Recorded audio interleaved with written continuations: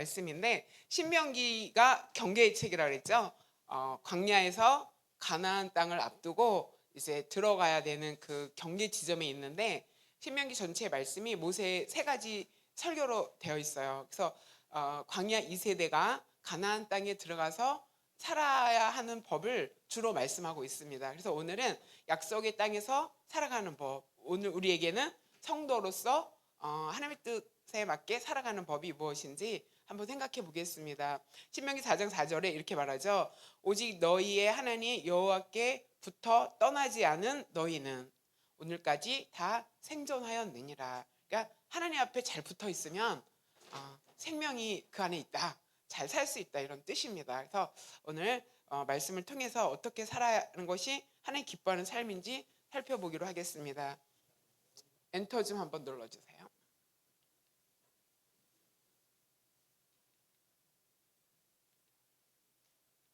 네.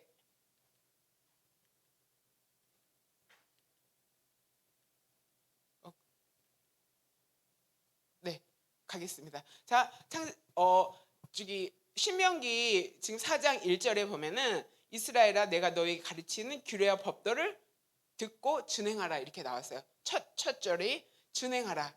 말씀을 듣고 행하라. 지켜라 이런 뜻이죠. 그러면 우리가 말씀을 듣고 지킨다는 의미는 굉장히 많이 생각해 봤어요. 그런데 여기서 말씀은 무엇을 의미하느냐, 준행한다는 것은 무슨 뜻이냐, 요거를 좀 잘 살펴보고 가기로 하겠습니다. 그래서 말씀이 무엇을 의미하느냐에 대해서는 창세기의 말씀을 생각해 봐야 되고요. 요한복음의 말씀을 생각해 봐야 되고요. 신명기의 말씀을 생각해 봐야 됩니다. 그래서 창세기의 말씀은 뭐라 그랬냐면 태초에 하나님이 천지를 창조하시니라 이렇게 말씀하셨어요. 그러니까 하나님이 말씀으로 천지를 창조하셨죠. 그러니까 창세기에 나오는 그 말씀은 말씀에 창조의 능력이 있다 이런 뜻이에요. 그래서 하나님이 해와 빛과 어둠을 나누셨죠. 하나님이 그러니까 말씀으로 빛이 있으라 어둠이 있으라 이렇게 선포하니까 그 선포된 말씀을 통해서 빛과 어둠이 나뉘었어요. 그다음에 땅과 하늘이 나뉘었어요.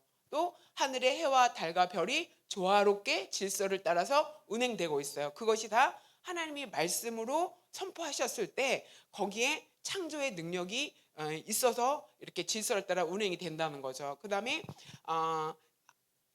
동물들, 공중의 동물들, 짐승들, 땅에 우리 사람들, 짐승들, 바다 아래 모든 물고기들 다 하나님이 말씀으로 만드시고 행하셨죠. 그러니까 이 말씀에는 창조의 능력이 있다라는 것을 의미하고 있습니다. 그래서 우리가 수고하셨습니다. 오늘 잘하셨습니다. 막 이렇게 긍정적으로 우리가 무슨 말을 듣고 칭찬을 드릴 때는 우리 마음이 기쁘고 흐뭇하잖아요. 그런데 우리가 부정적으로 너가 뭐 항상 그렇지 뭐 너는 왜 맨날 그 모양이냐 이런 말을 들으면 우리 마음이 조금 위축되어지고 자존감이 떨어지고 뭔가 자신감이 없게 되는 그런 일들이 일어나잖아요. 이렇게 말에는 힘이 있다. 또 말에는 창조의 능력이 있다라는 것을 말해주고 있어요. 그래서 창세기의 말씀은 그 말에 창조의 능력이 있고 그 말씀은 하나님이 통치하신 원리로 작용한다 하는 것을 이야기하고 있습니다. 그런데 요한복음에 보면 요한복음 1장 1절에 태초에 말씀이 계시니라 이 말씀이 하나님과 함께 계셨으니 이 말씀은 곧 하나님이시니라. 그다음에 4절에 그 안에 생명이 있으니 이 생명은 사람들의 빛이라 이렇게 말하고 있어요. 그래서 요한복음 1장 1절의 말씀은 누구를 말하냐면 예수님을 말하죠.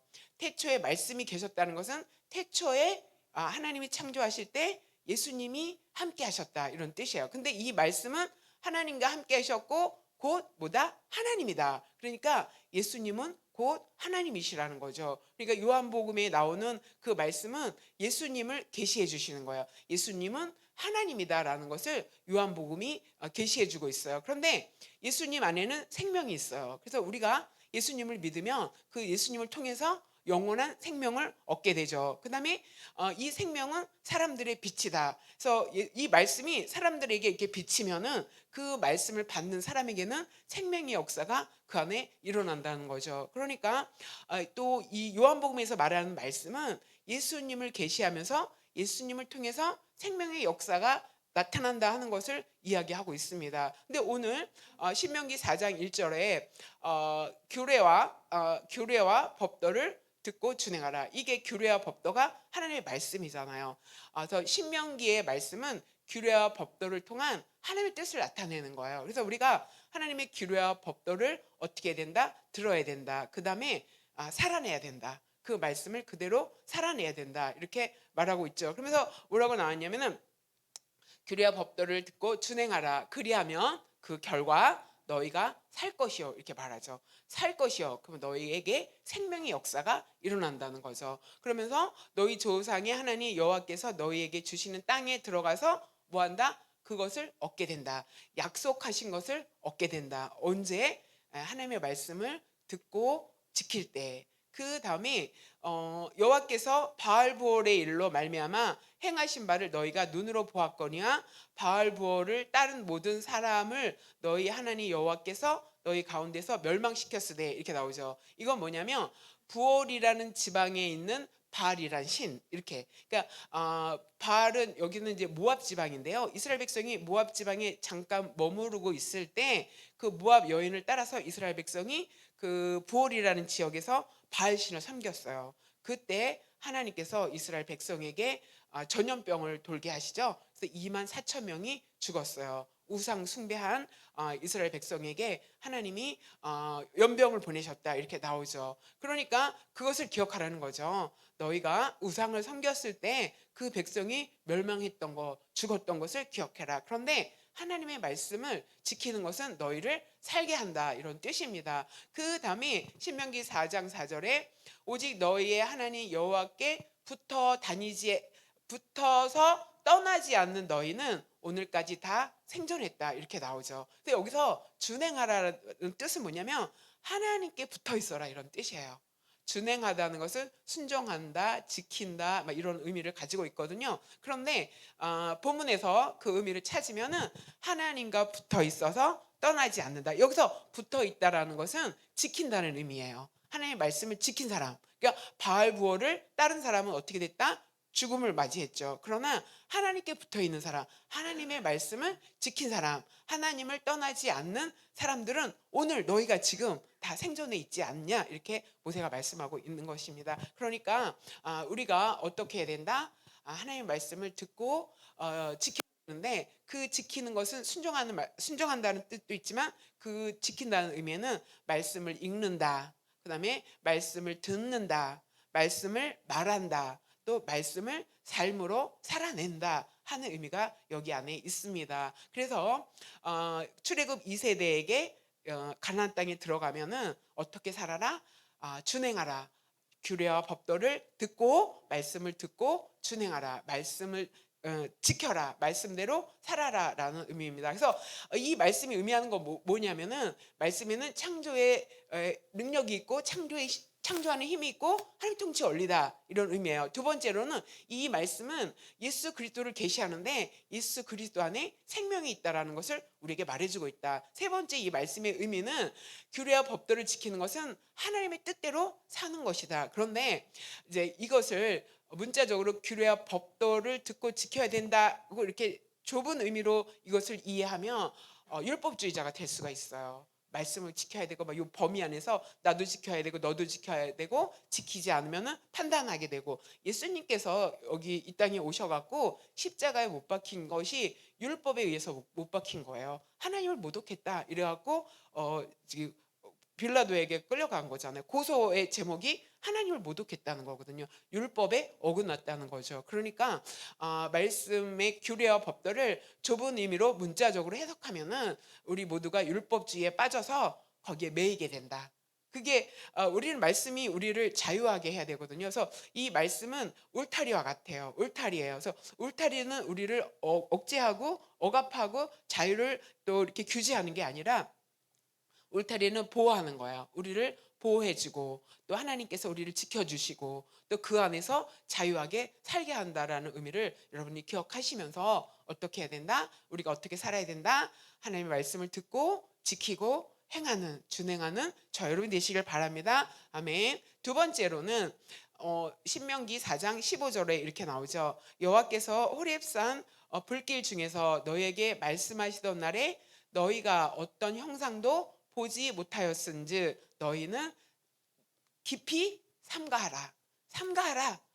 여기서 두 번째로는 삼가해야 된다. 조심하라는 거죠. 삼가해야 된다는 것은 조심하라는데 깊이 그런 생각을 많이 해서 함부로 행동하지 하면은 안 된다라는 뜻이요. 근데 그게 뭐냐면은 호렙산은 신의 산을 말해요. 하나님께서 모세를 신의 산에 부르셨죠. 그런데 모세하고 그 모세는 신의 산 꼭대기 올라갔고 장로들은 그 중간에 올라갔고 여호수아도 중간에 올라왔는데 백성들은 신의 산에 올라오지 못했어요. 그러니까 신의 산에 모세를 불렀는데 꼭대기로 올라갈 수 있는 사람과 중간에 머물 수 있는 사람과 신의 산 밑에 있는 사람들이 다 구분되어 있었거든요. 그런데 그때 하나님께서 모세에게 십계명을 주는 그때 호렙산 불길 중에서 너희가 말씀하시던 날에 하나님이 너희에게 말씀하시던 날에 너희는 하나님이 어떤 형상도 보지 못했다. 이렇게 말하는 거예요. 하나님이 형상으로 너희에게 나타나지 않았다. 그래서 신의 산 아래서 이스라엘 백성이 빽빽한 구름 속에 구름에 갇혀 있는데 그 안에 불기둥이 있었는데 그 불기둥이 막 솟아오르면서 그 속에서 들리는 하나님의 음성을 들었는데 어떤 음성을 들었냐면 나는 여호와다. 나는 스스로 있는 자다. 이 말씀만 이스라엘 백성이 들었어요. 그러니까 모세가 뭘 얘기하냐면 너희는 그 불길 가운데서 하나님 들리는 하나님의 음성을 들었지 하나님의 형상을 보지 못했다. 그러니까 뭐해라? 형상을 만들지 말라는 뜻이에요. 그래서 하나님은 이스라엘 백성에게 나타났을 때 형상으로 나타나지 않았어요. 성경의 모든 인물들은 하나님을 본 사람이 없어요. 하나님 보면 다 죽게 돼 있거든요. 근데 엘리야는 그 엘리야를 하나님 불렀을 때 어땠어요? 막 큰 폭풍이 치고 바람이 지난 다음에 세미한 음성이 들리면서 그때 하나님이 지나갔다 이렇게 말하거든요. 뒷모습만 등만 봤다 이렇게 말하거든요. 앞에서 봤을 때는 보면은 누구든지 죽기 때문에 하나님을 본 사람이 없어요. 그러면 하나님은 형상으로 누구와도 만나지 않았다. 그런데 제가 이 말씀을 묵상하면서 생각하는데 하나님이 형상으로 나타나지 않은 것은 자 형상으로 나타났다 하면 내가 하나님을 봤다 이렇게 말하죠. 그러면 난 봤으니까 잘 설명했을 거예요. 하나님이 이렇게 이런 모양을 가지고 계시더라. 그러면 그 들은 사람이 이랬다더라 하면서 점점 거치면서 어떻게 돼요? 변질되고 왜곡되고 달라지죠. 그러면은 본 사람 빼놓고는 들은 사람이 하나님의 형상이 막 바뀔 수가 있어요. 그러면은 이게 굉장히 하나님이 굉장히 다양해질 수가 있잖아요. 그래서 아예 하나님은 형상으로 나타나지 않았어요. 그런데 또 하나는 하나님은 형상을 보여주지도 않았지만 그 인간의 심리가 그 보면서 보는 것을 믿으려고 하는 그 심리가 있거든요. 그러니까 아예 형상을 나타내지지 않았는데 그렇게 형상을 만들 것을 하나님이 아신 거예요. 그러면서 16절에 뭐라고 얘기하냐면 스스로 부패하여 스스로 타락하여 자기를 위하여 어떤 형상대로 우상을 새겨 만들지 말라 이렇게 말해요. 그러니까 형상을 만든다는 것은 우상을 만든다는 거죠. 그런데 그 우상을 만드는 원인이 뭐냐면은 부패했기 때문에 타락했기 때문이다 이렇게 말하고 있고요. 두 번째로는 자기를 위해서 만든다는 거예요. 그러니까 이스라엘 백성이 시내 산에 머물고 있을 때 모세가 시내 산에 올라가서 내려오지 않았어요. 40일 동안 내려오지 않으니까 백성들이 모세를 기다리다가 너무 불안해진 거예요. 거기 산에 올라가서 무슨 일이 있을지 모르겠다 해서 어떻게 해요? 아론을 막 이렇게 푸시하죠. 그래갖고 어떻게 해요? 아론이 금을 모아갖고 송아지를 만들잖아요. 그래서 이스라엘 백성이 송아지를 믿은 게 아니에요. 그 송아지를 하나님처럼 생각한 거예요. 그러니까 어떻게 해서 송아지가 나왔을까요? 애굽에 살면서 400년 동안 애굽에 살면서 애굽에 많은 신들이 있었잖아요. 애굽에서 보았던 그 형상 중에 하나를 하나님처럼 섬기는 거죠. 그러니까 그렇게 형상을 만들지 말라. 그런데 누구를 위해서? 자기를 위해서 불안하니까 내가 마음의 안정을 얻기 위해서 송아지 형상을 만들었던 것을 볼 수가 있어요. 그런데 하나님이 그렇게 말하죠. 남자의 형상이든지 여자의 형상이든지 사람을 형상으로 만들지 말라. 왜 동상 많이 만들죠. 그게 상징성이 있는 거잖아요. 그런데 동상 아래 가서 뭐 이렇게 소원을 빈다든가 이러면 안 되는 거죠. 그 천주교의 마리아 상을 기독교에서 반대하는 게 그런 거거든요. 형상 안에서 마리아를 통해서 기도가 전달된다 이렇게 믿고 있거든요. 거기 교리가. 그러니까 남자든 여자든 사람의 형상 만들지 마라. 땅 위에 있는 짐승의 형상 만들지 마라. 하늘에 나는 그 새의 형상 만들지 말아라. 또 땅에 기는 곤충과 동물의 형상 만들지 말아라. 물속에 있는 어떤 형상이든지 만들지 마라. 이렇게 말했죠. 그다음에 하늘을 향하여 해와 달과 별들, 천체들, 또 하나님이 만민을 위해서 배정하신, 그러니까 뭐 달도 배정하고 해도 배정하고 다 배정하신 거잖아요. 피조물을 배정하신 것을 보고 미혹되어서 형상을 만들어서 경배하거나 절하거나 섬기지 말라 이렇게 말씀하고 계신 거예요. 그러니까 하나님은 이미 형상을 만들어서 사람들이 미혹되어서 약하니까 자기를 위해서 자기 욕심 때문에 그래서 신을 부리는 거예요. 형상을 만들어서 나를 위해서 이렇게 해달라고 도구로 만드는 거죠. 송아지 형상을 만들어서 송아지를 섬긴 것이 아니라 그 송아지가 하나님이라고 생각하면서 자기를 위해서 하나님을 움직이게 하고 하나님을 도구로 삼으려는 그런 뜻이 그 안에 있다는 것을 여기서 말해주고 있습니다. 자, 그렇기 때문에 우리는 어떤 형상도 만들면 안 된다 하는 것을 기억하셔야 됩니다. 그래서 눈으로 보이는 거 추구하지 않게 되길 소망합니다. 그래서 뭘 봤다 조심하시기 바랍니다.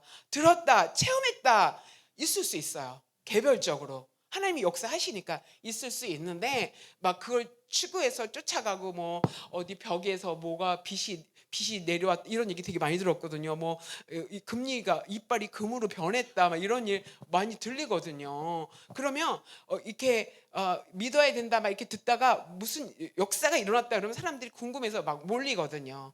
그러니까 그런 얘기가 막 들리면은 우리 마음이 약해지고 미혹될 수 있고 또 우리가 그쪽으로 끌려갈 수 있다는 거죠. 그러니까 하나님은 애초에 너희가 나를 형상으로 못 봤다 이렇게 말하는 거예요. 그러니까 형상을 만들지도 말되 보려고 하지도 말아라. 그러니까 뭐예요? 너희가 구름 가운데 불길 가운데 하나님의 음성을 들었다. 그냥 하나님의 말씀을 듣는 거예요. 하나님을 보려고 하는 것이 아니라 말씀을 들으려고 해요. 그 말씀이 성경으로 우리에게 하나님의 뜻을 다 계시해 놓기 때문에 성경 밖에 있는 것을 우리가 추구할 필요가 없고 성경을 늘 보고 묵상하고 거기서 하나님을 만나려고 그러죠. 믿음의 눈으로 하나님을 보는 거고요. 말씀을 들으면서 믿음은 들으면서 난다 그랬잖아요. 그러니까 여러분 하나님의 음성 듣기를 소망하시기 바랍니다.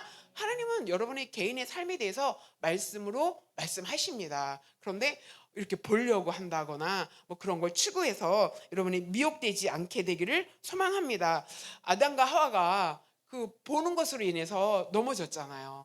선악을 알게 하는 나무의 열매를 봤더니 탐스럽더라, 먹음직하더라, 막 이래갖고 미혹된 것처럼 우리도 그런 것을 추구할 때 미혹될 수 있고 넘어질 수 있다. 그래서 삼가라, 뭘 삼가라? 형상 보는 것을 추구하지 말고 만들지도 말고 그것을 또 신으로 삼으려고 하지 말아라. 미혹되어서 유혹되어서 또 자기를 위해서 또 부패해서 그런 일들이 일어난다 하는 것을 여러분이 기억하고 저와 여러분은 형상을 만들거나 추구하거나 또 보려고 또 하나님을 보려고 막 하나님의 뭐 형상을 보여주십시오 뭐 하나님 이렇게 말하지 말고 음성을 들려주십시오. 말씀을 통해서 나를 향한 하나님의 뜻을 깨닫게 해주십시오. 그래갖고 저와 여러분은 하나님의 음성을 듣는 자가 되길 소망합니다. 아멘. 그 다음에는 41절에 그때 모세가 요단 이쪽에 해돋는 쪽에서 세 성읍을 구별하였다 이렇게 나오죠. 이건 뭐냐면 그 시온 왕과 바산 왕과 싸워갖고 이겼잖아요. 이게 요단 동쪽에 가기 전에 이미 싸워서 이겼어요. 그러니까 동쪽에서 이기고 요단강을 건너서 서쪽 땅을 이제 정복해야 되는데 동쪽 땅을 이겨갖고 문하세와 그 다음에 문하세 지파, 그 다음에 갓 지파, 그 다음에 루벤 지파, 루벤, 갓, 문하세 세 지파, 문하세 반 지파에게 그 땅을 배분해줬거든요. 배정해줬거든요. 그래서 요단강 건너기 전 동편에서 세 지파가 땅을 이미 분할받았다. 그런데 모세가 그 땅에 성읍 세 개를 구별해라. 새 성읍을 구별해서 만들라죠. 그게 뭐냐면 도피성을 만들라는 뜻이에요. 새 성읍에. 그다음에 요단을 건너가서 거기에 또 새 성읍을 구별해라. 그래갖고 도피성 6개를 만들어요. 그 이스라엘 땅 이렇게 전체에 12지파 전체에 도피성 6개를 만듭니다. 그래서 그 도피성을 만든 이유는 과거에 원한 없이 부지 중에 살인한 자가 그것으로 하게 하기 위함이다. 그러니까 이렇게 의도를 갖지 않고 이렇게 실수로 다른 사람을 이렇게 죽게 하는 일들이 있잖아요. 그래서 그 신명기 19장에는 뭐라고 나오냐면 밭에나 산에서 서로 일할 때 도끼로 나무를 패거나 일을 할 때 막 이렇게 일하는데 도끼가 빠질 수가 있잖아요. 앞에 도끼 자루가 해갖고 앞에가 빠져갖고 얘가 날아가서 옆에 일하는 사람을 다치게 할 수 있죠. 그래서 그것 때문에 죽을 수가 있거든요. 근데 이 사람은 그 사람을 죽일 의도가 없는데 어떻게 실수해서 그 사람이 죽게 된 거죠. 그러니까 부지 중에 우연히 의도 없이 사람을 죽게 한 사람이 어떻게 한다? 도피할 수 있게 그 도피성을 만들어라 이런 뜻이죠. 그런데 그중 한 성으로 도피한 자가 그 생명을 보존하게 하라. 왜냐하면은 이제 그런데 의도적으로 몰래 계획을 해서 숨어서 사람을 죽일 수도 있어요. 그죠? 죽였는데 그 사람이 도피성으로 도망가거든 그 사람을 장로들에게 내주라 이렇게 말해요. 도피성에 머물지 못하게 합니다. 그런데 내가 의도하지 않아서 또 실수로 막 그런 자동차 운전하다가 또 실수로 막 그런 사고가 낼 수가 있잖아요. 그런 사람을 이제 피하게 하기 위해서 도피성을 만들었는데 그의 생명을 보존하게 하라 이렇게 말하죠. 근데 이건 뭐냐면은 이제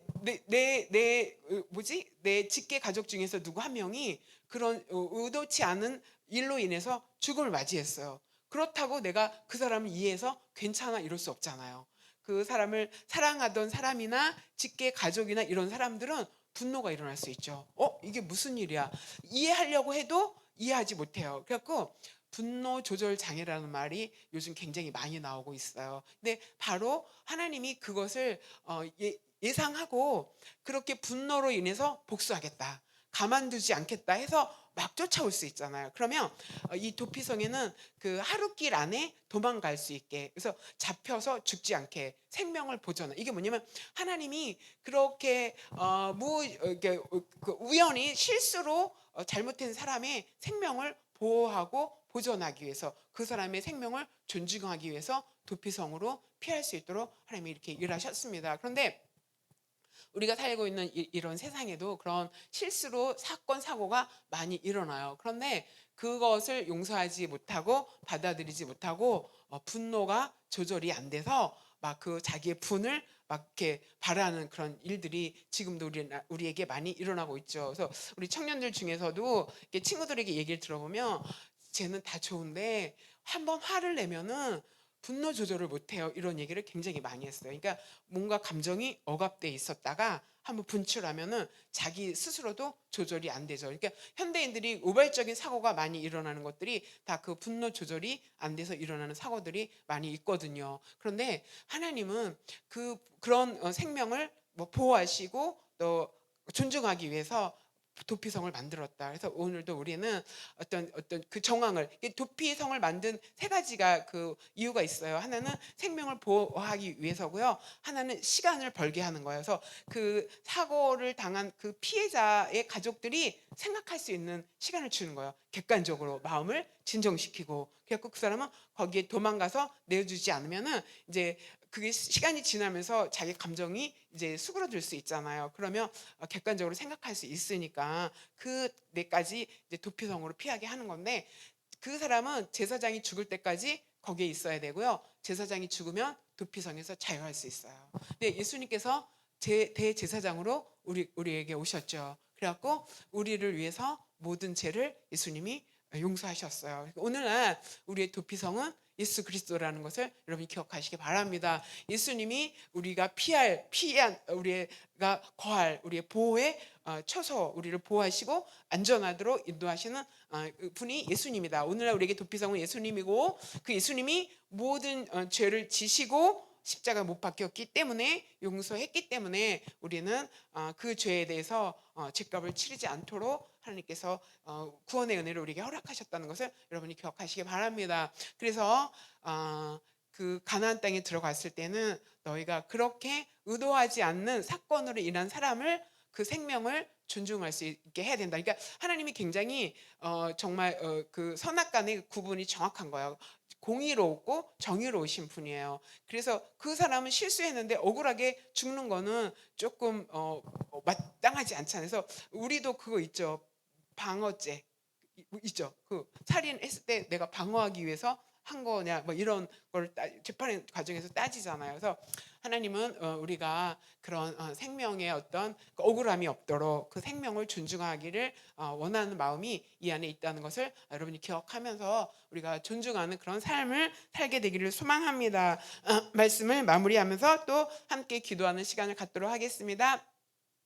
하나님, 하나님의 말씀의 능력을 경험하게 하소서. 말씀에는 창조의 능력이 있다고 했는데 우리가 그 창조의 능력을 경험하게 하시고 그것을 통해서 또 하나님의 뜻을 깨닫고 또 그 말씀을 지켜 행하는 그런 삶을 살게 해달라고 기도하겠고요. 그 다음에 보이는 형상을 따르지 않고 들리는 말씀을 추구하면서 말씀을 따라 사는 삶이 되게 해달라고 기도했으면 좋겠고요. 그 다음에 생명을 존중하고 도피성 대신 예수 그리스도 안에 우리가 거하는 삶을 살게 해달라고 우리 함께 기도하고 그 다음에 여러 가지 주제 기도 가지고 기도하면서 또 하나님 앞에 나가는 시간을 갖도록 하겠습니다. 기도하겠습니다.